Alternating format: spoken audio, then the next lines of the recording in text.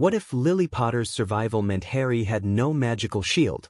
Stripped of his destiny, watch the Marauders' Heir transform from a hunted orphan into Voldemort's deadliest executioner. Before we start, hit subscribe, drop a like, and comment here to check in. Let's dive in.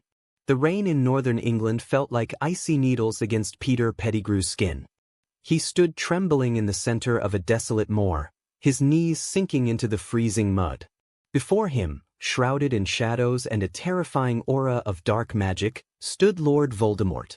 The Dark Lord's red eyes pierced through the gloom, demanding the one thing Peter had sworn to protect: the location of James and Lily Potter. Fear, cold and absolute, gripped Peter's heart.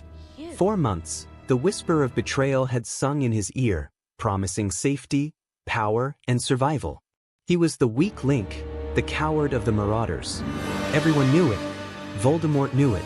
The deadliest charm, Wormtail, Voldemort hissed, his voice a slithering rasp that seemed to echo inside Peter's skull. Speak the words. Give me the boy, and you shall be rewarded beyond your meager comprehension. Peter opened his mouth. He thought of James, who had always stood up for him when the other boys mocked him. He thought of Lily, who always made sure he had a warm cup of tea and a kind word. He thought of little Harry, who had giggled and grabbed his finger just yesterday. The terror was overwhelming, but in that singular, defining moment, the Sorting Hat's distant proclamation rang true. He was a Gryffindor. Peter looked down, hyperventilating, and lied. They are in a cabin, Peter stammered, pouring every ounce of his deceptive skill into the falsehood. A safe house in the Brecon Beacons. I can write down the coordinates. Voldemort snatched the parchment Peter hurriedly scribbled on. The Dark Lord sneered, a cruel twist of pale lips, and vanished with a deafening crack of apparition. Peter didn't hesitate. He shifted instantly into his rat form, darting through the underbrush until he reached the edge of the anti-apparition wards. He transformed back and disapparated, reappearing in Godric's Hollow. He burst through the front door of the Potter cottage, gasping for air, his clothes soaked in mud and rain. James! Lily! Peter screamed, his voice tearing. James was in the hallway in a flash, wand drawn, hazel eyes wild. Lily rushed down the stairs, clutching baby Harry to her chest. He found me, Peter sobbed, collapsing to his knees. I didn't tell him where you are, Prongs. I gave him a decoy in Wales, but he'll know. He'll figure it out in minutes. We have to go. Now. James didn't ask questions. The sheer terror in his friend's eyes was enough. He grabbed a pre-prepared emergency port key, an old brass kettle, from the mantel. Padfoot's place. The old black townhouse. It's unplottable, James commanded. He grabbed Peter by the collar, hauling him up, and wrapped his other arm around Lily and Harry. Activate! James shouted. A sharp hook yanked behind their navels. The cottage in Godric's Hollow disappeared, leaving behind only the echo of their desperate escape. When Voldemort realized the deception and arrived at the empty Welsh cabin, his scream of pure, unadulterated rage leveled the surrounding forest. But he was too late. The Potters had vanished into the dense, smog-choked labyrinth of London. 10 years later, the ancestral home of the Black family at number 12 Grimmauld Place bore little resemblance to the dark, oppressive mansion it once was. The dark artifacts had been purged, the heavy drapes thrown open, and the grim atmosphere replaced by the chaotic, fierce love of the Marauders. Yet, beneath the laughter and the warmth, the house remained a fortress. Harry Potter grew up behind blood wards, deadliest charms, and intricate defensive enchantments that pulsed visibly in the air when the London fog rolled in heavy off the Thames. He did not know a normal childhood. Instead, he was forged. In the cavernous, stone-walled basement, 11-year-old Harry wiped a streak of sweat and soot from his forehead. Across the room, his father, James, twirled his wand. Again, Harry, James commanded, his voice echoing off the stone. You're relying too much on standard shields. A Protego won't stop a falling ceiling. Use your environment. James flicked his wand. A barrage of heavy wooden training dummies hurtled across the room toward Harry. Harry's green eyes narrowed. He didn't raise a shield. Instead, he slashed his wand downward. The stone floor beneath him violently erupted, transfiguring into a thick, angled wall of solid granite. The wooden dummies smashed against the rock, splintering into harmless debris. "Better," James grinned, walking over and clapping a hand on his son's shoulder. "Combat transfiguration is about controlling the battlefield. Never let the enemy dictate the terrain." Harry's upbringing was a carefully orchestrated military curriculum disguised as a childhood. From Lily, he learned the intricate theory of charms, not just how to levitate a feather, but how to weave spell chains that could bind an attacker before they could blink. She taught him the volatile nature of magic, showing him how to turn a simple warming charm into a blinding flashburn if cornered. Sirius Black, whenever he wasn't deep undercover for the covert resistance, was Harry's dueling instructor. Sirius taught him how to fight dirty. "There is no honor in a duel to the death, Harry," Sirius would bark, sidestepping a hex and tripping Harry onto the floor. "If you find yourself in a fair fight, your tactics suck. Throw dirt, conjure glass, kick them in the shins. Survive." Remus Lupin took charge of defense against the dark arts, drilling into Harry the weaknesses of dark creatures and the psychological resilience needed to resist the Imperius curse. Remus was the calmest teacher, but his lessons on the nature of dark magic were the most chilling. And then there was Peter. Wormtail's lessons were quiet, held in the shadows of the old house. Peter taught Harry how to walk without making a sound, how to pick a muggle lock with a hairpin, and how to blend into a crowd so seamlessly that people forgot he was even there. "Magic leaves a trace, Harry," Peter would whisper, demonstrating how to slip a coin from James's pocket unnoticed. Sometimes, the best way to defeat a dark wizard is to make sure he never knows you were in the room. Harry absorbed it all. He was deeply loved, surrounded by uncles who would die for him and parents who hovered over him with fierce devotion. But he was also aware, with a chilling certainty, of why he was being trained. The shadow of the Dark Lord loomed over Grimmauld Place like a suffocating blanket. Voldemort had never fallen. July 31st brought a stifling heatwave to London. Inside the magically cooled kitchen of Grimmauld Place, a small celebration was underway. Sirius had managed to smuggle a massive chocolate cake past Lily's nutritional wards, and Remus was attempting to teach a transfigured singing teacup how to hold a tune. Harry sat at the head of the long wooden table, laughing as Peter successfully enchanted the icing to spell out "Happy 11th Birthday," prong-slit in glowing, floating letters. The laughter died abruptly when a sleek, tawny owl phased through the kitchen window, passing through the wards with a shimmer of golden light. It dropped a thick envelope made of yellowish parchment onto Harry's plate. The kitchen went dead silent. The emerald green ink on the front read, "Mr. H. Potter. The Basement Dueling Room. 12 Grimmauld Place, London." Harry picked it up, feeling the heavy red wax seal bearing the Hogwarts crest. He looked up at his mother. Lily's face had gone pale, her green eyes, so like his own, darkening with anxiety. "It's time," James said quietly, his playful demeanor vanishing, replaced by the hardened edge of a man who had been fighting a cold war for a decade. Lily stood up and began pacing the stone floor. "James, it's too dangerous. You know who is running the ministry right now. Cornelius Fudge is minister in name only. Lucius Malfoy and the other Death Eaters dictate every law passed. Hogwarts isn't a safe haven, it's a recruiting ground for the dark arts." "Lily, we've discussed this," Remus interjected softly, leaning against the counter. "We can't hide him forever. If we keep him out of the magical schooling system, the ministry will flag him as an illegal runaway.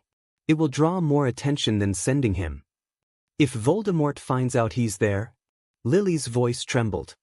"He won't," Sirius growled from the corner, his gray eyes flashing.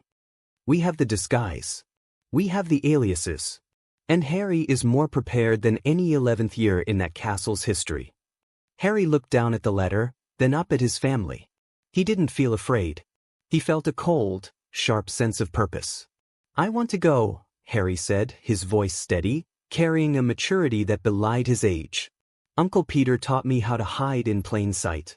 Dad taught me how to fight. If I stay locked in this house forever, Voldemort wins without ever casting a spell." Lily stopped pacing and looked at her son.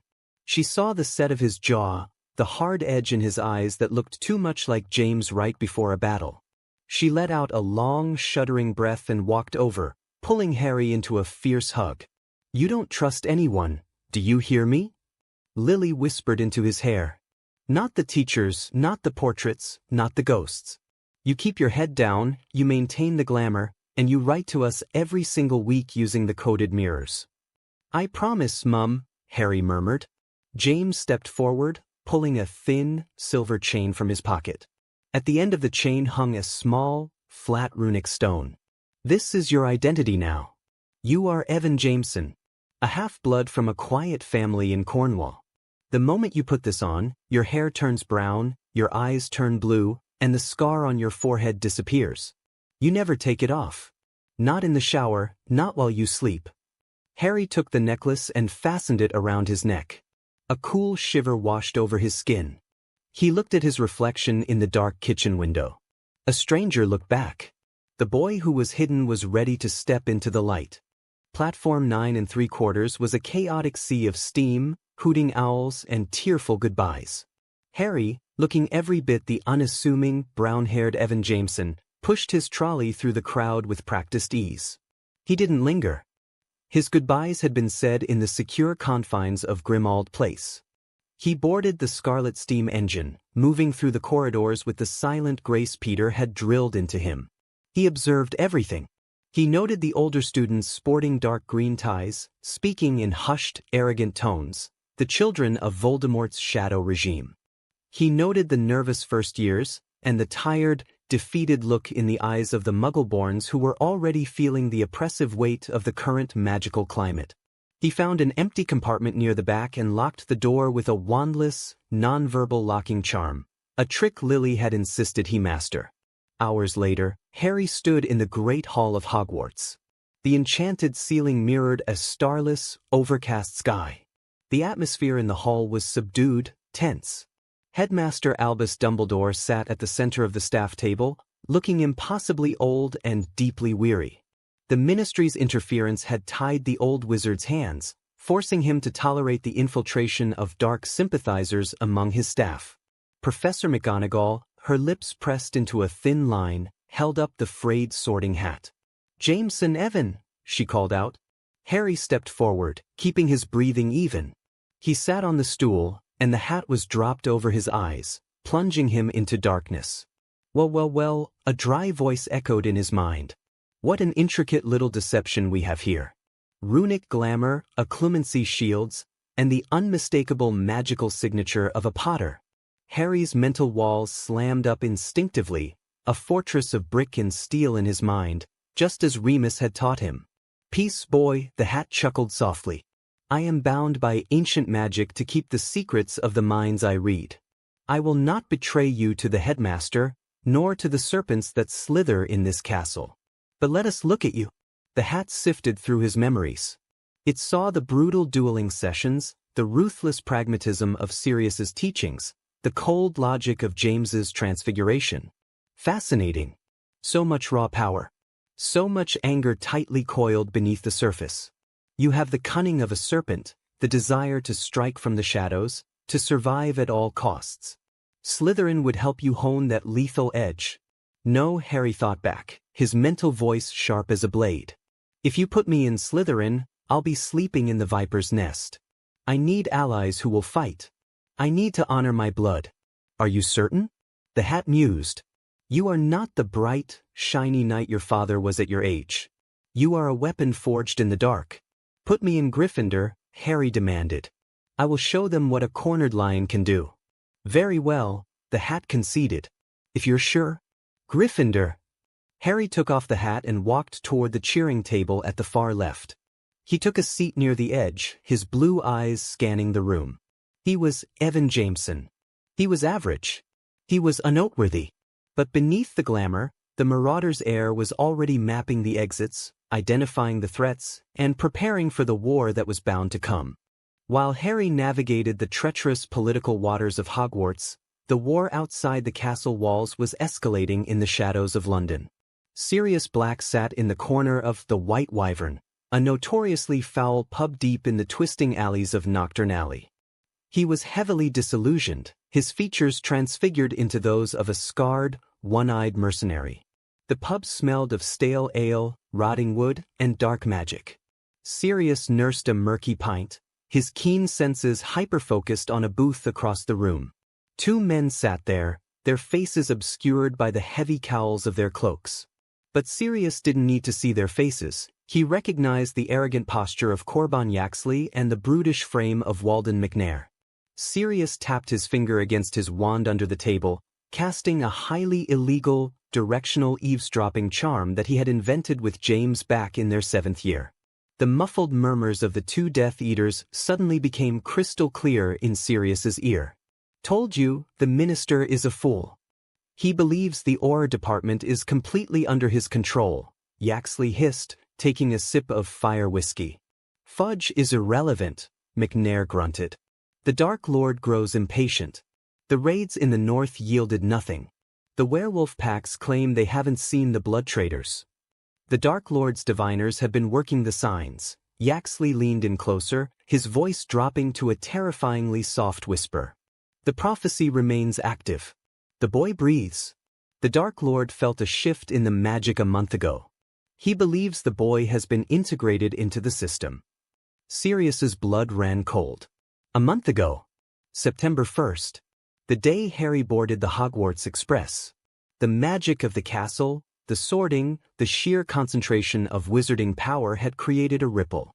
"Are you saying the Potter brat is at Hogwarts?" McNair scoffed. "Dumbledore would have paraded him around as a symbol of hope." "Dumbledore doesn't know," Yaxley replied smoothly. "The boy is hidden. Disguised. But the Dark Lord has eyes inside the castle now. Professor Quirrell is highly motivated to serve. He has been tasked with sifting through the first years, checking bloodlines, testing magical signatures. If the boy is there, Quirrell will find him. And when he does, the Dark Lord will march on the school himself." Sirius didn't wait to hear more. He stood up, dropping a few tarnished sickles on the table, and slipped out the back door of the pub into the freezing London rain. He broke into a dead sprint the moment he hit the cobblestones of Nocturne Alley. He didn't care about stealth anymore. He bypassed the intricate wards of Diagon Alley by forcefully operating directly from the alleyway, a reckless move that left a booming crack echoing through the street. He materialized on the steps of 12 Grimald Place, bypassing the outer wards with a slash of his wand and bursting through the heavy front door. "Prongs! Moony!" Sirius roared, his transfigured disguise melting away to reveal his pale, panicked face. James and Remus appeared instantly from the drawing room, wands drawn, followed closely by Peter and Lily. "What is it, Padfoot?" James asked, seeing the unadulterated terror in his best friend's eyes. Sirius gripped the doorframe, struggling to catch his breath. "The piece is over, James. They know he's alive. They know he's at Hogwarts. Voldemort has a hunter inside the school." Lily let out a choked gasp, her hand flying to her mouth. James's face turned to stone, his hazel eyes darkening with a deadly resolve. "Peter," James said, his voice terrifyingly calm. "Pack the combat gear. Remus, unlock the dark artifact vault. We need the cursed blades." "James, what are you doing?" Lily asked, her voice trembling but her wand already slipping into her hand. "We've played defense for 10 years, James said, looking toward the window, toward the distant, unseen towers of Hogwarts. "Voldemort wants to hunt in my son's school. It's time we remind the Death Eaters why they used to be afraid of the Marauders." Life as Evan Jameson was an exercise in extreme restraint. For a boy raised by the Marauders, trained to move like a shadow, strike like a thunderbolt, and think like a battlefield commander, sitting in a drafty classroom pretending to struggle with a basic Lumos charm was agonizing. Harry maintained his disguise perfectly. His brown hair fell neatly over a scarless forehead, and his blue eyes projected an air of mild-mannered innocence. He purposely mispronounced incantations just enough to produce weak sparks, ensuring he remained squarely in the middle of the Gryffindor pack. He laughed at Ron Weasley's jokes, nodded politely at Hermione Granger's lectures, and helped Neville Longbottom find his toad. He was the picture of an average, unremarkable 11-year-old wizard. But at night, when the heavy red curtains of his four-poster bed were drawn, the facade melted away. Beneath his blankets, illuminated by a wandless, tightly controlled sphere of cold blue light, Harry worked. He spread out a large piece of blank parchment, tapping it once with his wand. Ink bloomed across the page, tracing the corridors, staircases, and hidden passages of Hogwarts. It was a prototype, a new Marauders map that he and his father had been developing over the summer. Using advanced spatial mapping charms Lily had taught him, Harry spent his nights sending out localized magical pulses, mapping the castle section by section. He needed to know the exits. He needed to know the blind spots. His rigorous training, however, was becoming harder to suppress. The true test came during a brisk October afternoon in the defense against the dark arts courtyard. Professor Quirrell, a twitchy, stammering man whose turban smelled faintly of rotting garlic, was demonstrating how to repel a red cap, a vicious, goblin-like creature that thrived where blood had been shed. "And now, class," Quirrell stuttered, keeping a nervous distance from the iron cage rattling violently on the cobblestones. "The red cap is fast. Why you must use the knockback jinx W with conviction." Quirrell flicked his wand to unlock the cage. He was supposed to release it slowly, holding it back with a tether spell. Instead, whether by gross incompetence or calculated malice, the locking mechanism shattered. The red cap, a blur of wiry muscle and razor-sharp claws, shrieked and lunged. But it didn't go for Quirrell. It vaulted off the cage, its red-stained eyes locking onto the closest student, a terrified Hufflepuff girl named Susan Bones. Panic erupted. Students screamed and scattered. Quirrell dropped his wand, his hands flying to his head as he shrieked in apparent terror. Time seemed to slow down for Harry. "If you hesitate, you die." Sirius's voice echoed in his mind, sharp and cold. Harry didn't think. Instinct took over. He didn't draw his wand from his robes. That took too long. He flicked his wrist, and the wand slipped from his forearm holster straight into his palm. He stepped forward, putting himself between Susan and the airborne creature. He didn't use the weak knockback jinx Quirrell had taught them. Harry dropped into a flawless combat stance, his center of gravity low, and slashed his wand upward in a vicious, diagonal arc. "Depulso Maxima!" Harry roared. The spell wasn't verbalized, it was cast entirely non-verbally, the sheer force of his intent tearing through the air.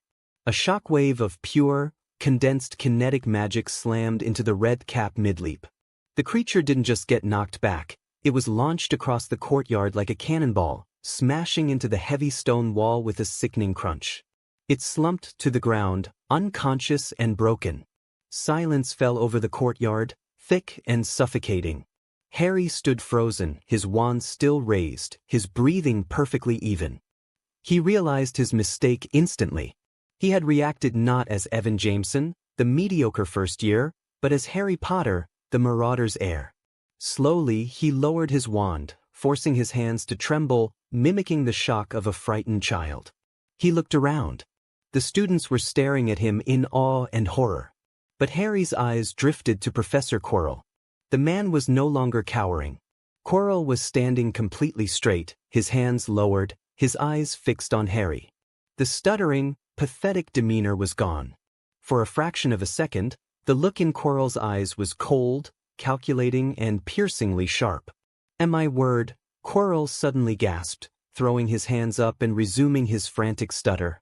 "F5 points to G. Gryffindor, Mr. J. Jameson. W. It's sheer, dumb luck." Harry nodded, keeping his eyes downcast as he retreated into the crowd. Quirrell knew it wasn't luck. And Harry knew that Quirrell knew. The game of hide-and-seek was over. The hunt had begun. Deep in the dungeons of Hogwarts, far from the prying eyes of portraits and ghosts, Professor Quirinus Quirrell knelt before an ancient, cracked mirror. He reached up, his trembling fingers unspooling the heavy purple turban. As the fabric fell away, a grotesque, snake-like face emerged on the back of his head. Slits for nostrils and cruel, crimson eyes blinked against the dim candlelight.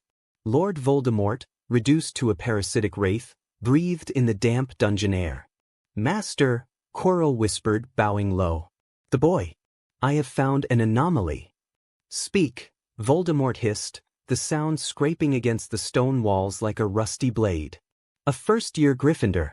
Evan Jameson, Quirrell reported, his voice devoid of its usual stutter. He presents as a half-blood of no consequence. But today, during a creature demonstration, he reacted. The stance, the nonverbal casting, the sheer concussive force of his banishing charm, it was not the magic of an 11-year-old child. It was the trained reflex of a soldier. Voldemort's red eyes narrowed. Jameson. A false name, undoubtedly. Dumbledore is a fool, but he is a cunning fool. He would hide the Potter brat in plain sight. His physical appearance does not match, Master. Brown hair, blue eyes, no scar. I suspect a high-level glamour or a runic artifact. Illusions are easily shattered, Voldemort breathed, a cruel smile twisting his flat face. The prophecy dictates that he is the only one with the power to vanquish me. He has been trained. The blood traders Black and Lupin, the mud-blood mother, they have sharpened him into a blade. Shall I kill him, Master? Quirrell asked eagerly. I can arrange an accident on the moving staircases. A tragic fall. No! Voldemort's voice whipped out, laced with agonizing dark magic that made Quirrell gasp in pain. He is mine. The prophecy is mine to break. But first we must be certain. Strip away the disguise, Quirrell. Confirm his identity. Once the blood of James Potter is revealed, you will send the signal. I will call upon the loyal who remain hidden in this pathetic country. I will come to Hogwarts, and I will tear the castle down stone by stone to get to him. Quirrell wrapped the turban back around his head, concealing the dark specter. It will be done, Master. I will lay the trap. For the next several weeks, Quirrell became a shadow in Harry's life. Harry felt the man's eyes boring into the back of his neck in the Great Hall. He noticed how Quirrell subtly altered patrol routes to intercept him in the corridors. Harry reported everything through the two-way mirror to Sirius and James. He's testing the perimeter. Sirius's face had appeared in the enchanted glass, his expression grim. He knows you're dangerous, but he doesn't have proof of who you are yet. Keep the necklace on. Do not engage unless he draws his wand first. And if he does? Harry had asked, sitting alone in a broom closet at midnight.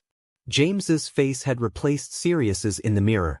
His father looked older, the lines around his mouth deeply etched by stress. If he draws on you, Harry, you don't aim to disarm. You aim to end the threat. We are preparing things on this side. Just make it to the holidays. While Harry played a deadly game of cat and mouse at Hogwarts, Lily Potter sat on the floor of the Black family library in Grimmauld Place, surrounded by towers of ancient, dust-covered tomes. The air was heavy with the smell of old parchment and the metallic tang of deep magic. Lily had spent the last 3 months delving into the darkest, most obscure branches of blood magic. She was a brilliant witch, driven by the fierce, terrifying love of a mother protecting her only child. She wanted to understand the mechanics of the prophecy and the magical protections they could weave around Harry. She opened a heavy, iron-bound book titled The Sacrificial Matrix, Blood, Soul, and Shielding. Her eyes scanned the archaic runes, translating them rapidly. Suddenly, her breath caught in her throat. She read the passage again, her hands beginning to tremble. For the aegis of the blood to be forged, the sacrifice must be absolute and passive. The defender must be given the explicit choice to step aside and live. Should they refuse and willingly embrace death without raising a wand in their own defense, their life force weaves the ultimate shield around the protected. It is the magic of the martyr. Any act of aggression, any raised wand, voids the contract. The sacrifice must be pure surrender. Lily dropped the book. The heavy thud echoed in the silent library. 10 years ago, in Godric's Hollow, Peter's warning had given them time to run. They had escaped. She had never been cornered by Voldemort. She had never been given the choice to step aside.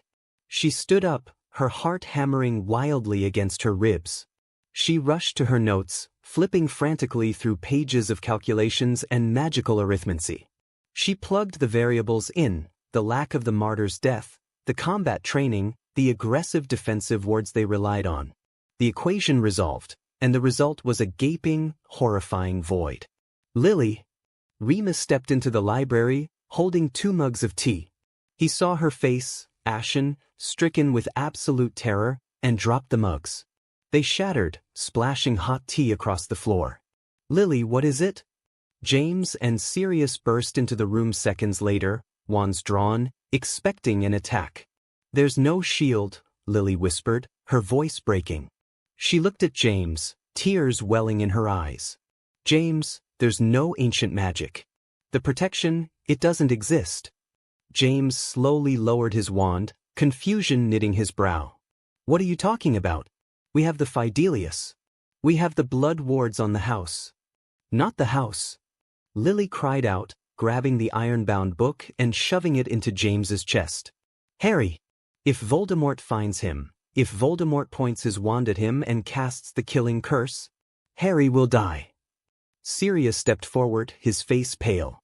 But the prophecy says he has the power to vanquish him, Lily sobbed, leaning into James as he wrapped his arms around her.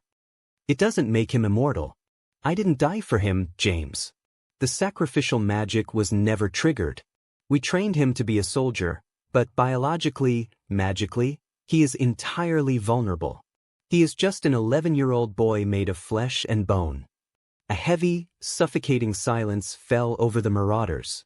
For 10 years, a small part of them had believed that if the worst happened, some grand destiny or ancient magic would intervene to save the boy. Now that illusion was shattered. Then we make sure Voldemort never gets the chance to cast a spell, James said, his voice dropping to a dangerous, lethal register. He looked over Lily's shoulder at Sirius and Remus. The Marauders communicated in absolute silence, a shared vow passing between them. They would not rely on destiny. They would rely on violence. Peter is mapping the Ministry's flu network, Sirius said quietly. I'll him. Tell him to accelerate the timeline. We need to be ready to extract Harry from Hogwarts the second things go wrong. They won't get him, Remus added, his amber eyes flashing with a predatory, wolfish light. We will burn the country down first. Halloween arrived at Hogwarts, bringing with it a feast of unimaginable proportions. The Great Hall was decorated with thousands of live bats fluttering against the enchanted ceiling and pumpkins the size of carriages. Harry sat at the Gryffindor table, picking at a piece of treacle tart. He hated Halloween. It was the anniversary of the night his family was forced into hiding, the night their lives were forever fractured. The doors to the Great Hall burst open. Professor Quirrell sprinted down the aisle, his turban askew, his face a mask of manufactured terror. Troll, he screamed, his voice carrying over the chatter. Troll in the dungeons. Thought you ought to know. Quirrell collapsed face-first onto the stone floor in a dead faint. Chaos erupted. Dumbledore fired purple firecrackers from his wand to restore order, instructing the prefects to lead the students back to their dormitories. Harry stood up, blending into the surging crowd of Gryffindors. But as he moved toward the marble staircase, his highly trained senses flared. A localized silencing charm had been cast nearby. He glanced back. Quirrell was no longer unconscious on the floor. He had vanished. It's a distraction, Harry realized instantly. The troll was a decoy. Instead of following the prefects up the stairs, Harry slipped behind a suit of armor, letting the crowd pass him by. He drew his wand, his grip firm, and cast a disillusionment charm over himself. It wasn't perfect. He still looked like a slight, rippling distortion in the air, but in the dim lighting of the corridors, it was enough. He moved silently, tracking the faint magical signature of dark magic that Quirrell always left in his wake. He followed it up to the 3rd floor, away from the dungeons where the troll supposedly was. As Harry turned a corner into a deserted corridor, the distortion of his disillusionment charm shattered. A tripwire jinx, layered with advanced detection magic, snapped around his ankles, yanking him out of the shadows and slamming him against the stone wall. A clever trick, Mr. Jameson, a cold, smooth voice echoed. Harry pushed himself off the wall, his wand raised instantly. Quirrell stood at the end of the corridor. There was no stutter. There was no fear. The man held his wand with the steady, lethal grip of a seasoned killer. But not clever enough, Quirrell sneered. I don't know what you're talking about, Professor, Harry said, projecting an aura of frightened confusion, though his mind was racing, calculating the distance and angles for a curse. Drop the act, Quirrell snapped. He slashed his wand through the air. Revelio Maxima. A wave of aggressive, piercing white magic crashed into Harry. The spell wasn't meant to cause pain, it was meant to strip. It hit the runic necklace hidden beneath Harry's shirt. The silver chain flared white-hot, burning Harry's skin. The stone cracked. Harry let out a sharp hiss of pain and ripped the necklace off, throwing it to the ground. As the runic artifact broke, the glamour dissolved. The brown hair bled away into a messy, untamable jet black. The blue eyes shifted into a piercing, vibrant emerald green. And upon his forehead, a faint, lightning-shaped scar, a byproduct of a dark curse grazing him during training years ago, became visible. Quirrell gasped, his eyes widening in triumphant glee. Potter! The Marauders' heir! I have found you! Harry didn't waste time exchanging villainous banter. He lunged to the side, rolling across the stone floor as Quirrell fired a sickly yellow cutting curse that gouged a chunk out of the wall where Harry's head had just been. Sectum Sempra! Harry retaliated, using one of the darker curses Sirius had taught him.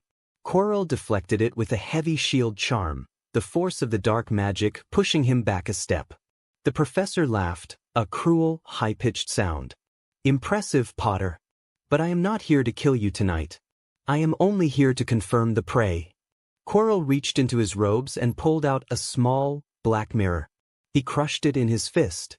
A pulse of dark, corrosive magic exploded outward, shattering the windows of the corridor and sending a shockwave into the sky above Hogwarts. The signal was sent. He is coming for you, Potter, Quirrell whispered, his eyes glowing. The Dark Lord is crossing the sea. Before Harry could cast another spell, Quirrell pointed his wand at the ceiling and blew out the support beams. Huge chunks of heavy masonry rained down. Harry was forced to dive backward, casting a desperate protego to shield himself from the crushing weight. When the dust cleared, the corridor was blocked by rubble. Quirrell was gone. Harry stood amidst the debris, his heart pounding a frantic rhythm against his ribs. His identity was blown. The Dark Lord knew exactly where he was. The war had officially reached his doorstep. He pulled his two-way mirror from his pocket. It was already vibrating. Dad, Harry said, his voice trembling for the first time in years. My cover is blown. Quirrell sent a signal. James's face appeared, pale and terrifyingly focused. Get to your dormitory. Pack nothing. We are pulling you out tonight. The extraction was flawless, executed with military precision. By the time Dumbledore and the Hogwarts staff investigated the collapsed corridor on the third floor, Harry was already gone. Sirius had breached the outer wards of Hogsmeade, circumvented the castle's perimeter, and smuggled Harry out through a hidden tunnel beneath the Whomping Willow. By sunrise, Harry was back behind the heavy, blood-warded doors of 12 Grimmauld Place. The house was in a state of controlled chaos. It was December now, the winter cold seeping through the stone walls, but the chill inside the house had nothing to do with the weather. Quirrell fled the castle, Sirius reported, pacing the kitchen floor, throwing a crumpled copy of the Daily Prophet onto the table. The headlines screamed about mysterious dark marks appearing in the skies over northern Europe. Dumbledore's aura contacts say he vanished into thin air. Voldemort has him. They're gathering, Remus said quietly, cleaning a heavy, silver-inlaid revolver at the table, a muggle weapon charmed with expanding, unblockable runes. The werewolf packs in the continent have gone silent. The vampires in the Eastern Bloc are mobilizing. He's pulling his entire army together. Let them come, James growled. He was standing by the fireplace, sharpening a curved, goblin-wrought dagger. Our wards are unbreakable. The Fidelius charm is tied to Peter, and Peter hasn't left this house in weeks. We hold the line here. Harry sat quietly in the corner, holding his wand. He felt a profound sense of guilt. He had failed his mission. He had been discovered. It wasn't your fault, Harry, Lily said, sitting beside him and pulling him into a tight embrace. She kissed the top of his head. You survived. You fought him off. That's all that matters. "But they're coming here because of me," Harry whispered.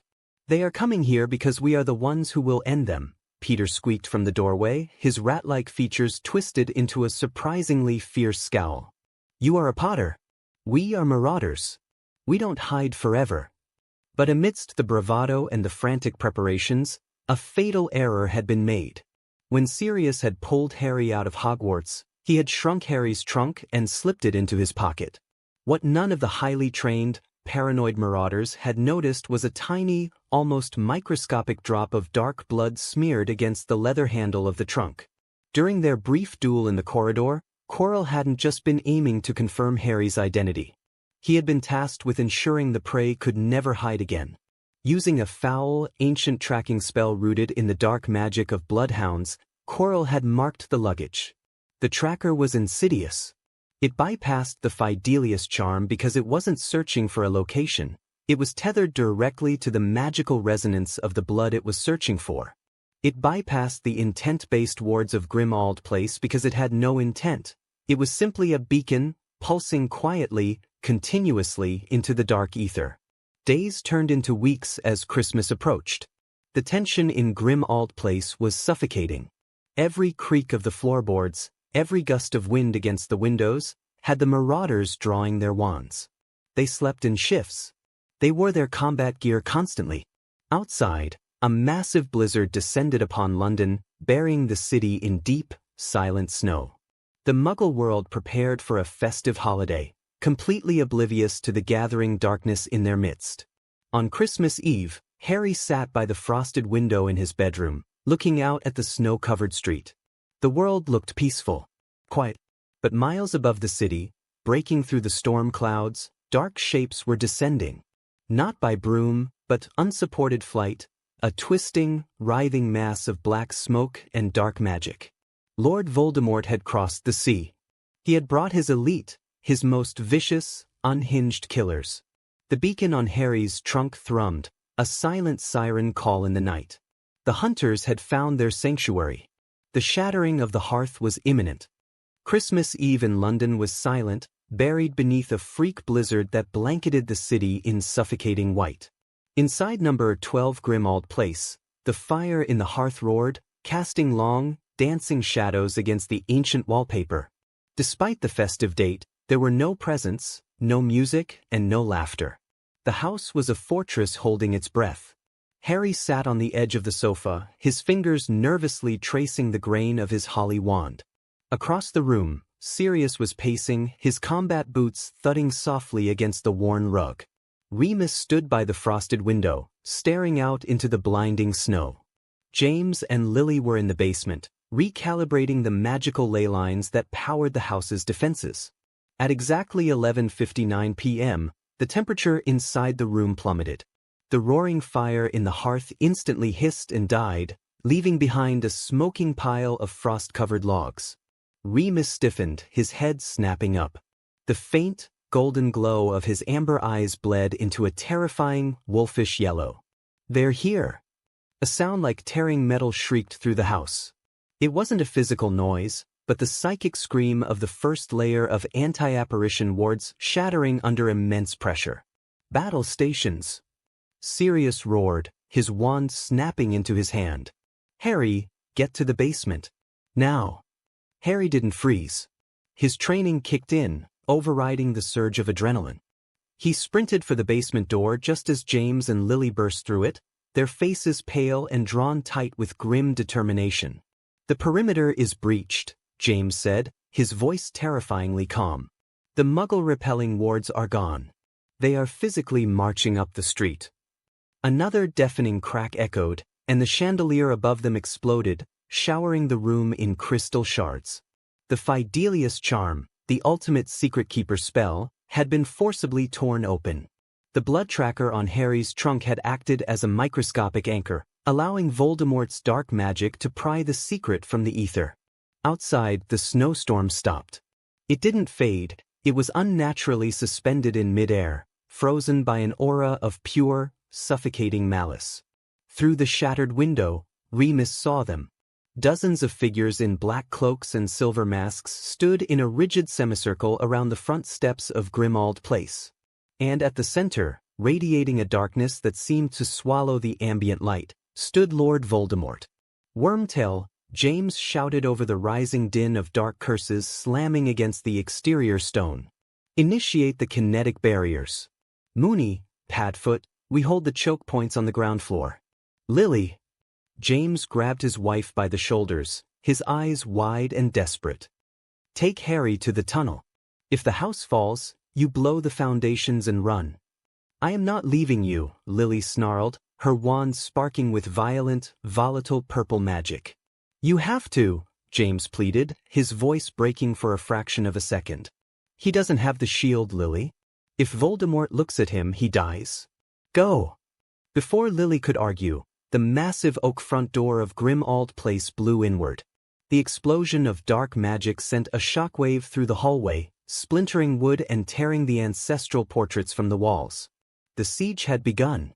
Smoke and dust choked the grand entryway. The exterior kinetic barriers had bought them exactly 45 seconds before Voldemort personally dismantled them with a wave of his pale hand.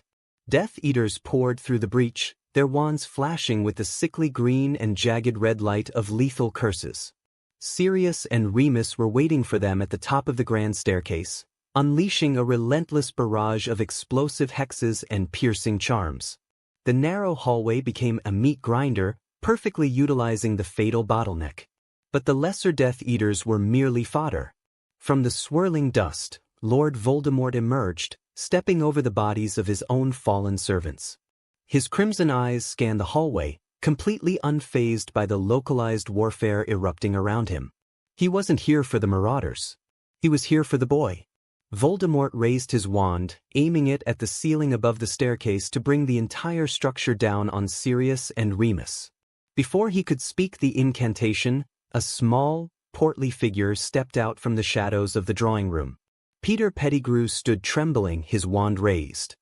His face was slick with sweat, his knees visibly shaking, but he did not run. 10 years ago, he had almost broken. He had almost sold out the only people who had ever loved him. He had spent a decade living with the agonizing knowledge of his own inherent cowardice. Tonight, the rat chose to be a lion. Pettigrew, Voldemort hissed, an amused, cruel smile playing on his lips. The weakling. I remember your terror. Step aside, vermin, and I will allow you to scurry back into the gutters. No, Peter croaked. He cleared his throat, tightening his grip on his wand. No, you don't get to touch them. Voldemort laughed, a high, cold sound that made the air freeze. Avada!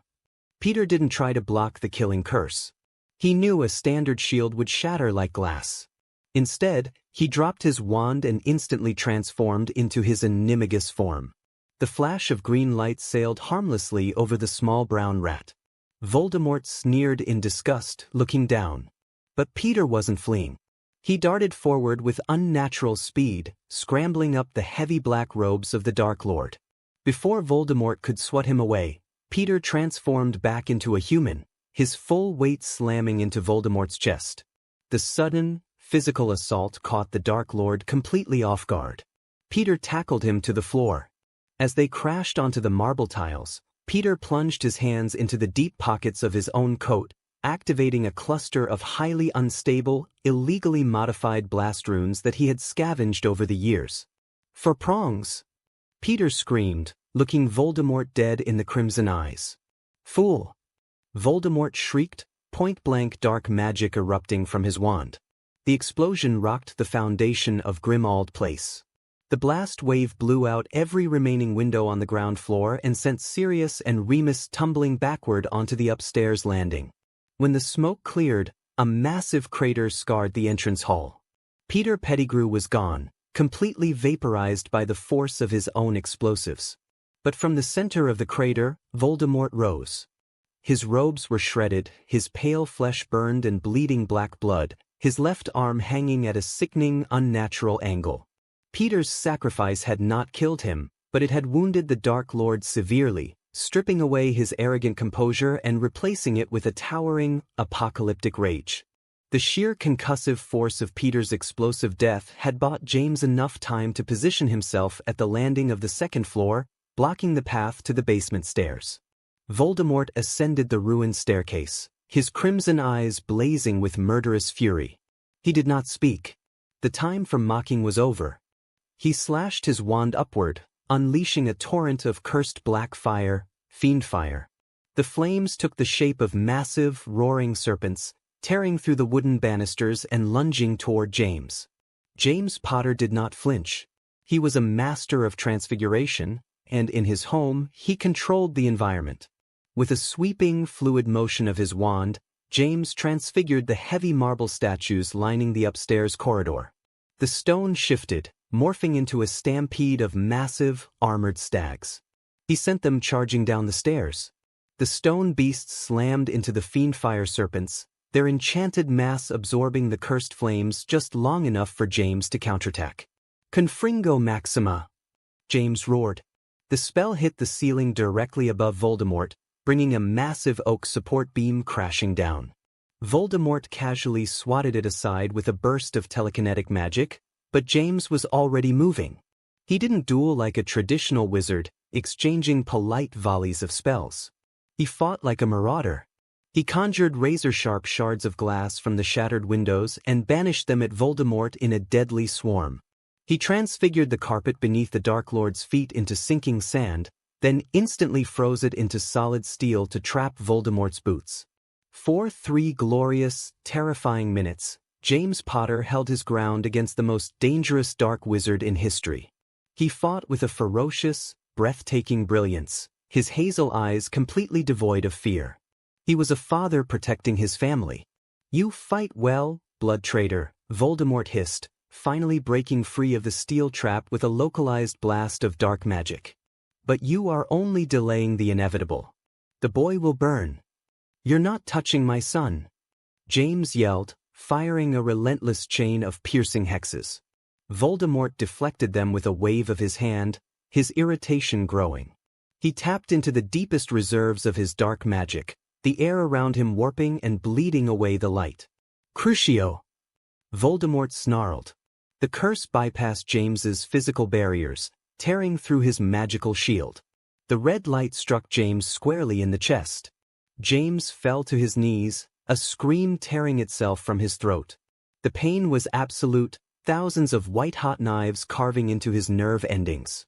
But as he looked down the hallway and saw Lily pushing a struggling Harry toward the hidden cellar door, James found one final reserve of willpower.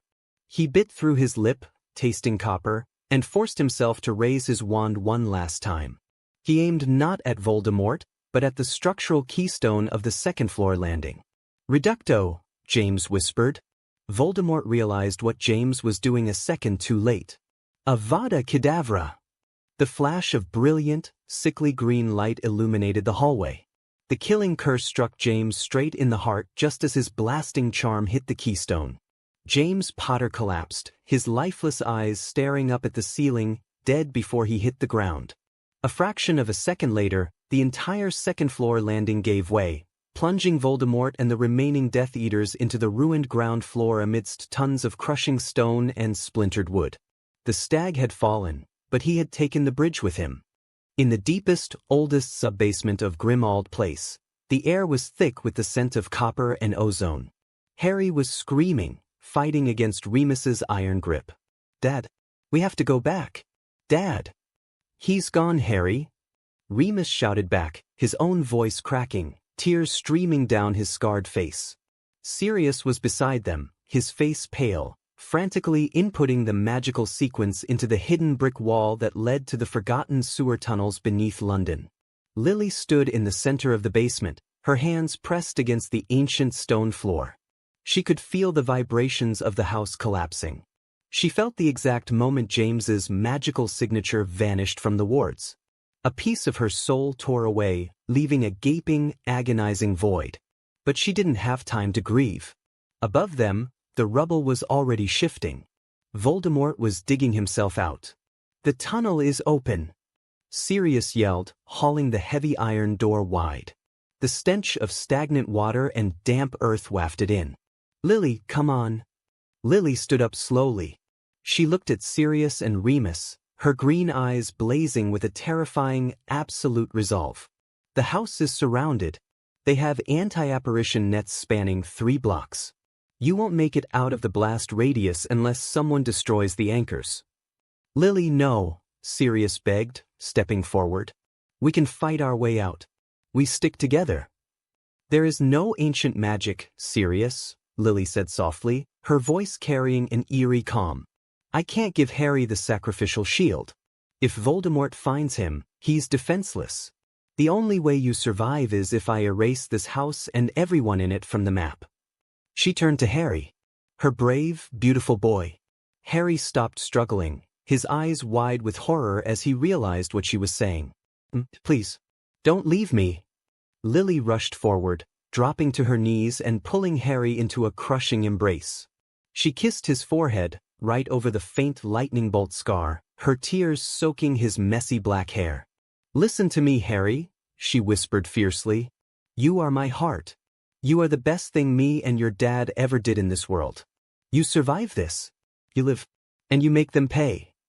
She pulled back, looking into his eyes one last time. I love you. Now go. Lily stood up and shoved Harry toward Remus. Get him out of here, Moony. Go. Remus dragged a sobbing Harry through the iron doorway. Sirius hesitated for a fraction of a second, looking at Lily.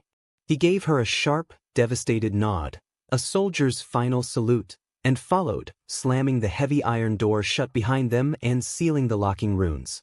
Lily Potter was alone. She walked to the center of the room, pulling a small, silver ceremonial knife from her belt. She slashed it across her palm, letting her blood drip onto the central rune carved into the floor, the core of the Black family wards. Footsteps echoed on the stairs. The door to the basement blew open off its hinges. Voldemort stood there, covered in dust and blood, his eyes locked onto her. A dead end, mudblood, Voldemort rasped. Where is the boy? Lily didn't answer him. She smiled, a cold, ruthless smile that belonged to a marauder. She pressed her bleeding, glowing hands flat against the stone floor. She didn't offer to step aside. She didn't beg for her life. She chose destruction. Ruin him, Lily commanded. The blood magic ignited. Lily didn't just overload the wards, she detonated the magical core of the earth beneath Grimmauld Place. Voldemort's eyes widened in genuine shock. He raised his wand to shield himself, but it was too late. The explosion was catastrophic. Number 12 Grimmauld Place did not just collapse. It erupted in a pillar of blinding white, localized magical fire.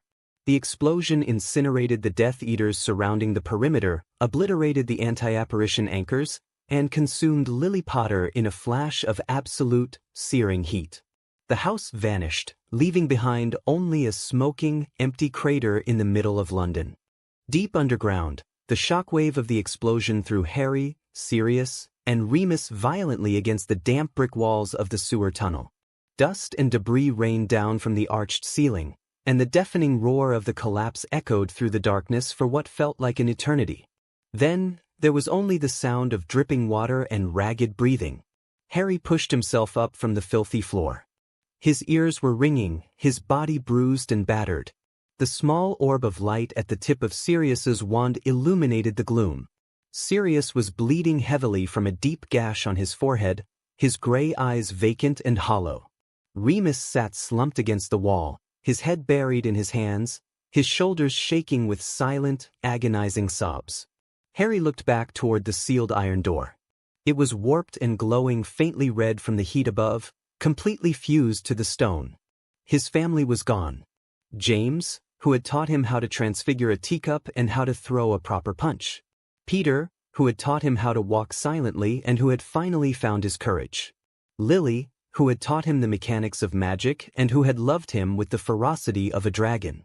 They were all dead, vaporized in the rubble above. Harry sank to his knees in the murky water. He expected to cry. He expected to scream. He expected the grief to tear him apart from the inside out until there was nothing left but a weeping, broken child. But as he stared at the red-hot iron door, the tears didn't come. Instead, a profound, terrifying coldness settled over his heart. It felt as though a physical switch had been flipped inside his mind. The 11-year-old boy who had laughed at Gryffindor table, who had mapped the school corridors for fun, who had clung to his mother's embrace just minutes ago, that boy died in the tunnels beneath London. In his place, something dark and unyielding took root. Harry remembered his mother's final words. You survive. You live. And you make them pay. He didn't have the mystical shield of blood magic. He wasn't insulated from death. He was entirely, horrifyingly mortal. If a curse hit him, he would bleed. If a spell struck him, he would die. And that realization brought a terrifying clarity. He couldn't rely on destiny. He couldn't rely on being the boy who lived. He had to be the boy who killed. Sirius, Harry's voice broke the silence. It was unnaturally flat, completely devoid of the panic he had shown moments earlier. Sirius looked up, his eyes bloodshot, expecting to see a shattered child. Instead, he saw a soldier. Harry's emerald eyes were hard, gleaming with an icy, calculating fury in the dim wandlight. We need to move, Harry said, standing up and gripping his holly wand tightly. The explosion will draw the Muggle authorities. If Voldemort survived that blast, he'll have patrols sweeping the tunnels within the hour. Remus wiped his face, his wolfish instincts slowly bringing him back to the present. He stared at Harry, deeply unsettled by the total absence of childish grief in the boy's demeanor. Where do we go?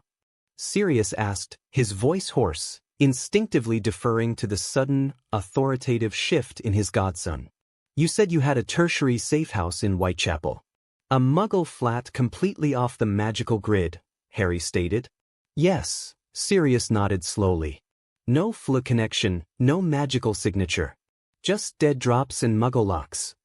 Then we go there, Harry said, turning his back on the ruined door of his childhood home and facing the dark expanse of the tunnel. We heal. We regroup. And then... Harry paused, his knuckles turning white around the grip of his wand. The memory of Quirrell's smug face, the terrifying red eyes of Voldemort, the flash of the green light, it all calcified into a single unbreakable vow. And then we hunt. The Marauders' Heir walked forward into the darkness, leaving the ashes of his innocence behind. The time for hiding was over. The war of vengeance had begun. The safe house in Whitechapel was a rotting, miserable one-bedroom flat above a boarded-up pub. It smelled of stale cigarette smoke, damp mildew, and peeling wallpaper. It had no Flu Network connection, no magical portraits, and no warmth. It was the perfect place for ghosts to hide. For 3 days, the remaining shards of the Potter family did not speak. Sirius sat in the corner of the grimy living room, a half-empty bottle of Muggle whiskey dangling from his fingers. His gray eyes were fixed on a blank patch of wall, wide and unblinking. He hadn't washed the dried blood from his face. Remus was little more than a shadow, pacing the narrow kitchen like a caged animal, his amber eyes completely subsumed by the golden, predatory light of his inner wolf. He muttered under his breath, tracing the grain of the wooden table until his fingers bled, lost in an agonizing loop of grief and guilt. Harry sat on the edge of a sagging mattress in the bedroom. He had not cried. The cold, mechanical switch that had flipped inside his mind within the sewers remained firmly locked in place. He spent the first 48 hours field stripping, cleaning, and reassembling Remus's rune-carved silver revolver, a process he had memorized but never executed. He did it over and over again until his hands stopped trembling. On the evening of the 4th day, Harry walked into the living room. He looked at Sirius, broken and drowning in liquor. He looked at Remus, lost to the wolf. Get up, Harry said. His voice was quiet, but it cut through the heavy silence of the flat like a physical blade. Sirius slowly blinked, turning his head as if the motion caused him physical pain. He looked at his godson, the messy black hair, the striking green eyes, and saw James and Lily staring back at him. A fresh wave of agony twisted Sirius's features. Harry, Sirius rasped, his voice sounding like crushed glass. Go back to sleep. I'll figure out a plan to get us out of the country. Somewhere safe. Harry stepped forward and kicked the whiskey bottle out of Sirius's hand. It shattered against the opposite wall, raining amber liquid and glass across the floorboards.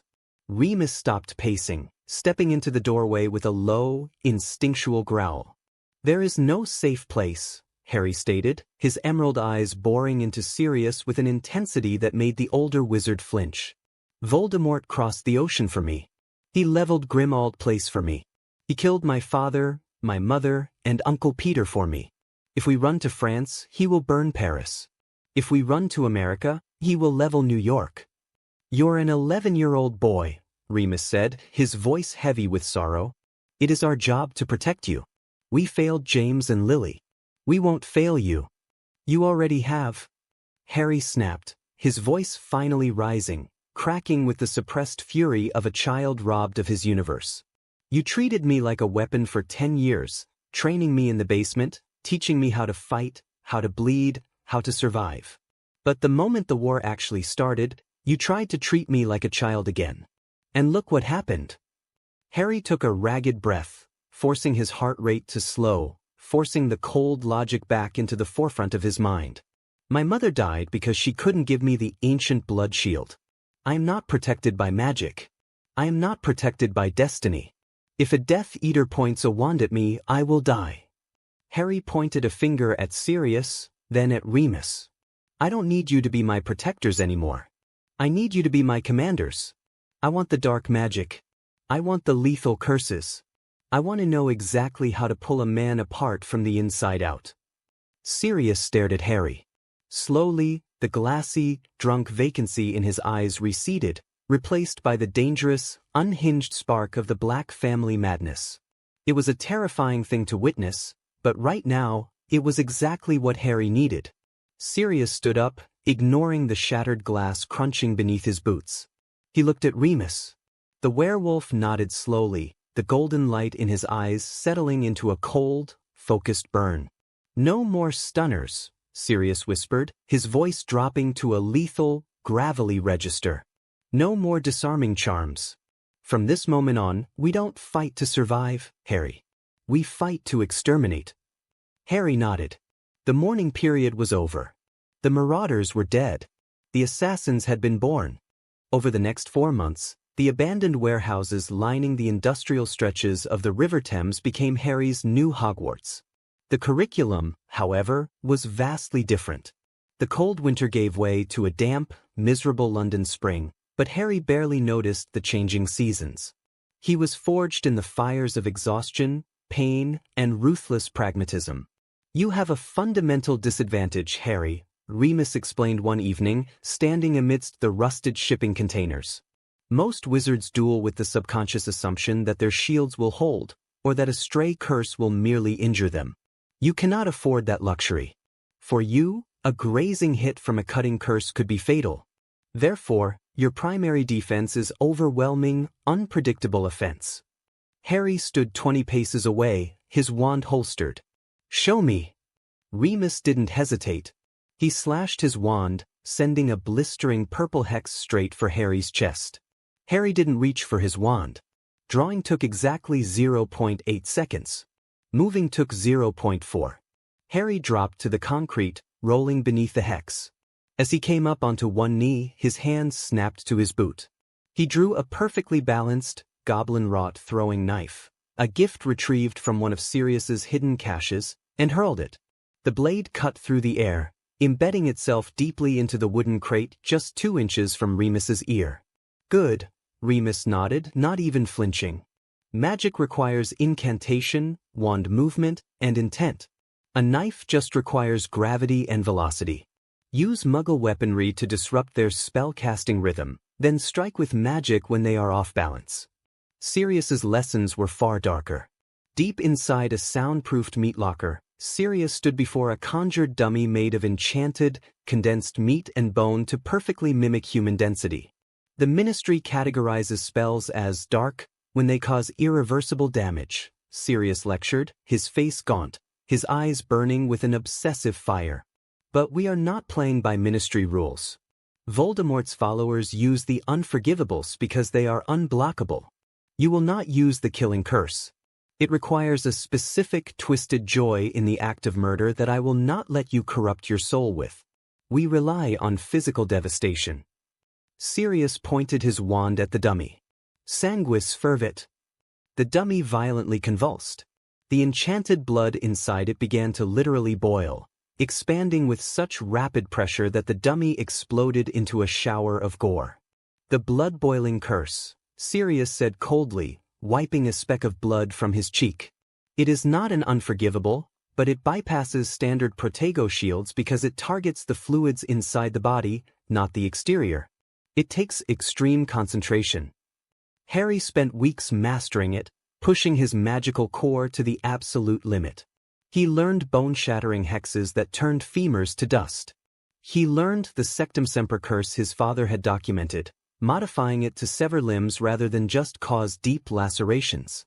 But his greatest weapon remained his mother's specialty, intent-based, wandless magic. Lily had taught him the theory, but grief and rage provided the catalyst. Harry found that he didn't need to speak to summon concussive force. He just needed to channel the cold, bottomless abyss in his chest. A flick of his wrist could shatter a brick wall. A clenched fist could crush a man's windpipe from 10 yards away. He was 11 years old.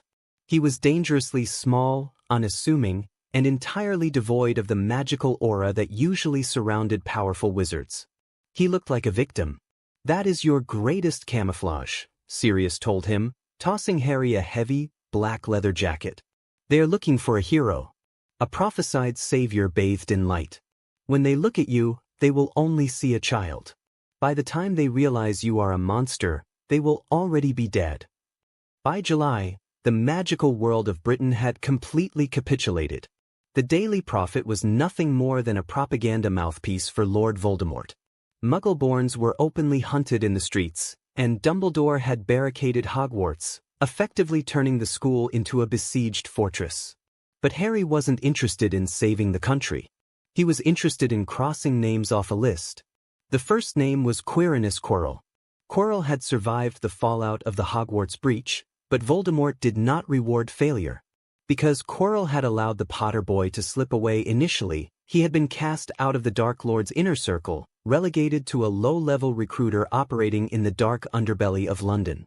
It took Peter's old spy networks, which Remus had carefully reactivated, 3 weeks to track him down. A torrential downpour washed over the cobblestones of Knockturn Alley. The flickering gas lamps cast long, distorted shadows against the soot-stained brickwork. Quirrell hurried down the alley, his collar pulled up against the rain. He looked haggard, paranoid, constantly glancing over his shoulder. He turned down a narrow, dead-end side street leading to his dingy apartment. As he reached for his keys, the shadows at the end of the alley detached themselves from the wall. Quirrell gasped, spinning around, his wand instantly snapping into his hand. "Who's there?" Sirius Black stepped into the dim light. He wore a long, black trench coat, his hair soaked and plastered to his skull. A cruel, terrifying smile played on his lips. "Hello, Professor." Quirrell's eyes widened in sheer panic. He knew Sirius Black's reputation. He raised his wand to cast a killing curse, but before he could form the first syllable, a heavy silver revolver cracked through the rain. Bang! Remus Lupin, standing on the fire escape above, had fired. The enchanted bullet shattered Quirrell's wand hand. The dark wizard screamed, his wand clattering to the wet cobblestones alongside 3 of his severed fingers. Quirrell fell to his knees, clutching his ruined hand against his chest, hyperventilating. Please, Black, I had no choice. He forced me. The Dark Lord." "Shut up," a new, quiet voice echoed through the alley. Harry Potter stepped out from behind Sirius. He wasn't wearing an invisibility cloak. He had simply been standing in the blind spot, perfectly still, perfectly silent. Quirrell stared at the boy. The brown hair and blue eyes were gone. The piercing emerald eyes of Lily Potter looked down at him, completely devoid of empathy or warmth. "Potter," Quirrell choked out, coughing up rainwater and blood. "You survived the blast. Please, but have mercy. I am defenseless." Harry slowly drew his holly wand. He didn't feel a rush of adrenaline. He didn't feel the fiery passion of revenge. He just felt cold, calculated necessity. This man had brought the monster to his door. This man had set the tracker. "My father fought your master face to face so I could live," Harry said, his voice flat, completely unaffected by Quirrell's pathetic sobbing. My mother blew herself to ash so I could escape. You don't get mercy. Dumbledore wouldn't want this. Quirrell shrieked, grasping blindly for any lifeline. You're a Gryffindor. No, Harry corrected him smoothly. I'm a Potter. Harry raised his wand, leveling it perfectly between Quirrell's eyes. He didn't hesitate. He didn't blink. Reducto. The blasting curse hit Quirrell point-blank in the chest. The force of the spell lifted the man off his feet and slammed him into the brick wall behind him with a sickening crunch. Quirrell slumped to the wet ground, completely motionless, his chest caved in. Harry lowered his wand. He stared at the dead body. He waited for the guilt, the tearing of his soul that Dumbledore always preached about. It never came. He just felt a hollow satisfaction. One down. Sirius walked up behind him, placing a heavy hand on Harry's shoulder. He didn't offer comfort, he offered validation. Good kill. Let's move. The trace of that magic will draw Ministry patrols in 2 minutes. Harry turned his back on his first kill and walked out of the alley, the rain washing the blood from the cobblestones behind him. News of Quirrell's brutal execution sent a ripple of unease through the Death Eater ranks. It wasn't the death itself that terrified them. Quirrell was expendable, but the complete absence of a magical signature left at the scene. There was no dark mark in the sky, no boastful message. Just a broken body in an alley. It was the calling card of a ghost. By December, a full year since the fall of Grimmauld Place, Voldemort's regime had grown arrogant. Believing the resistance to be thoroughly crushed, they organized a grand gala in the depths of the Ministry of Magic in Whitehall. The lower levels, specifically the Department of Mysteries and the Atrium, were sealed off for an exclusive gathering of the elite, the Malfoys, the Lestranges, the Yaxleys. They were celebrating the complete subjugation of the magical parliament. They didn't realize they had locked themselves inside a slaughterhouse. The structural wards around the Ministry are impenetrable from the outside, Remus noted, looking over the blueprints spread across the table in their Whitechapel safehouse. But they are designed to keep massive magical assaults out. They completely ignore physical infiltration through the Muggle entrances. So we use the visitor's entrance, Sirius grinned, a feral, terrifying expression. The old telephone booth. They'll have inner checkpoints, Harry pointed out, tracing the route down to the atrium. Anti-concealment nets, probity probes, aura guards. We don't bypass the checkpoints, Sirius said, loading a satchel with Peter's modified blast runes. We blow them to hell. At midnight, the red telephone booth in Muggle London descended into the depths of the earth. Harry, Sirius, and Remus stood inside in absolute silence. They wore dark, tactical Muggle clothing lined with dragonhide for spell reflection. When the golden grills of the elevator opened into the Ministry atrium, the scene was opulent.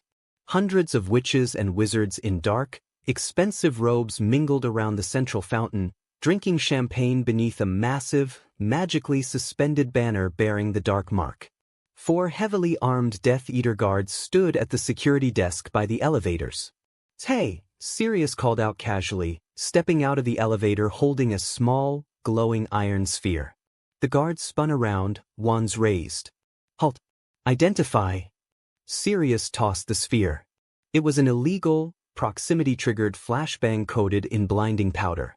The sphere detonated with a deafening crack, releasing a wave of blinding white light and a concussive shockwave that shattered the glass of the security booths. The 4 guards dropped their wands, screaming and clutching their bleeding eyes.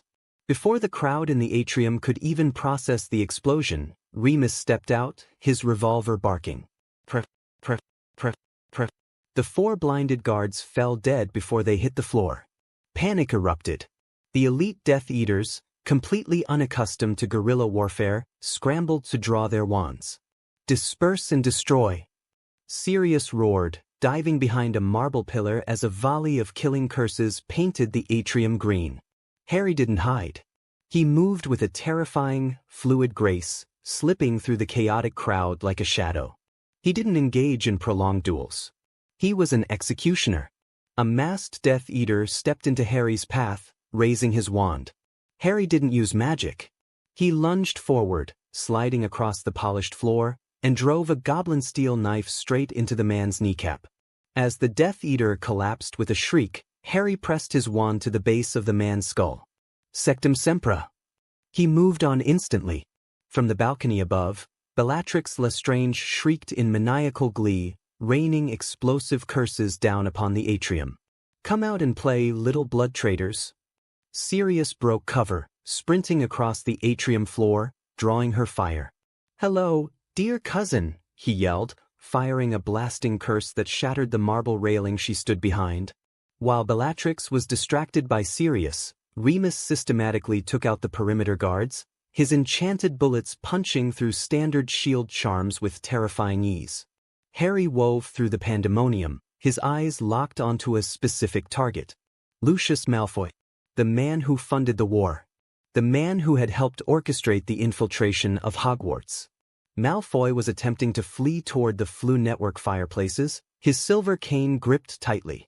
He cast frantic, wide-area blasting hexes over his shoulder to clear a path. Harry didn't run after him. He calmly pointed his wand at the grand golden statue in the center of the fountain. With a sharp twist of his wrist and a tremendous exertion of intent-based magic, Harry transfigured the massive golden centaur. The metal groaned and warped, liquefying and reshaping into a massive, jagged spear. Deposo Maxima! Harry yelled. The golden spear launched across the atrium with the speed of a cannonball. It struck the stone floor just inches in front of Lucius Malfoy, exploding into a shower of razor-sharp shrapnel. Malfoy screamed as the golden shards tore through his expensive robes, shredding his legs and pinning him to the ground. He dropped his wand, thrashing in agony. Harry walked slowly through the smoke and the screaming, stepping over the bodies of fallen Death Eaters. The chaotic firefight between Sirius, Remus, and the remaining forces raged on the far side of the room, but Harry was completely focused. He stood over Lucius Malfoy. You, Malfoy spat, blood bubbling on his lips as he looked up into the striking green eyes of an 11-year-old boy. You're the Potter brat. You're supposed to be dead. I am, Harry replied coldly. I died a year ago.